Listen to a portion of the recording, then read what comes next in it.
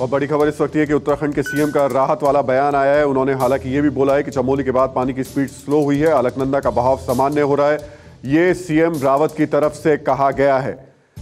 नदी का जलस्तर सामान्य से 1 मीटर ऊपर है, यानी ये थोड़ी सी राहत भरी बात है कि जल का स्तर अगर कहीं ज्यादा होता तो मुश्किलें होती। नदी का बहाव अब धीरे धीरे कम होता जा रहा है। यानी चमोली के बाद में सीएम ने पहले भी कहा था कि धीरे धीरे पानी का बहाव कम हुआ है। ये राहत वाला बयान सीएम की तरफ से इस वक्त सुनने को मिला है। 150 people is still.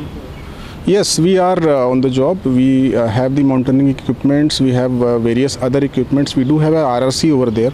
So our men on the job, we do have specialized equipments also. And maybe later in the day we can have some breakthrough in terms of, you know, if there is any casualty or some sort of a damage which has not been seen yet. So we will be having that entire data by this evening.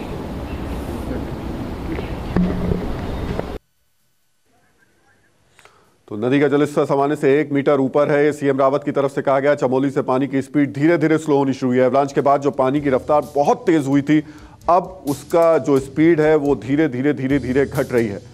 लेकिन सबसे महत्वपूर्ण बात यह कि तपोवन के हालात क्या हैं। वो तपोवन जो कि सबसे पहले चपेट में आया, वहां एक प्रोजेक्ट है, उस प्रोजेक्ट में काफी लोग काम कर रहे थे। उनकी स्थिति क्या है ये भी साफ नहीं हो पा रही। इस वक्त हमारे सहयोगी गौरव साथ में है।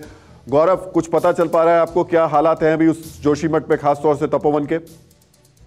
देखिए, हालात बहुत बुरे हैं राहुल, और मैं इस वक्त ऋषिकेश में हूं और ऋषिकेश में अभी थोड़ी देर पहले अलर्ट सायरन बजाया गया है। मैं वो तस्वीरें दिखाना चाहता हूं अपने दर्शकों को जो देखें। इस वक्त देखिए गंगा नदी की तस्वीरें मैं दिखा रहा हूं और यहाँ पानी का करंट धीरे धीरे बढ़ा है। जो स्तर पर बात हो रही थी, अभी हमने थोड़ी देर पहले सुना बार बार सायरन बजाया जा रहा है। टूरिस्ट को गंगा के घाटों से बिल्कुल हटा दिया गया है। जोशीमठ की आप बात कर रहे थे, 2 प्रोजेक्ट हैं, पावर प्रोजेक्ट, जिनको काफी नुकसान हुआ है।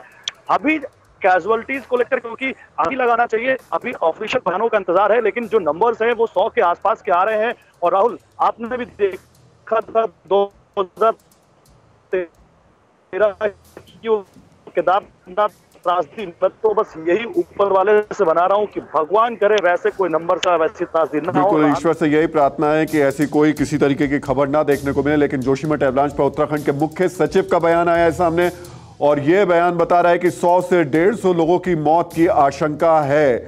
मुख्य सचिव उत्तराखंड के इस वक्त बोल रहे हैं। देखिए गौरव, जो आप बात कह रहे थे, ये आशंका फिलहाल मुख्य सचिव की तरफ से बताई गई है। फिक्र आपकी, सोमवार से शुक्रवार रात 9 बजे सिर्फ TV9 भारतवर्ष पर।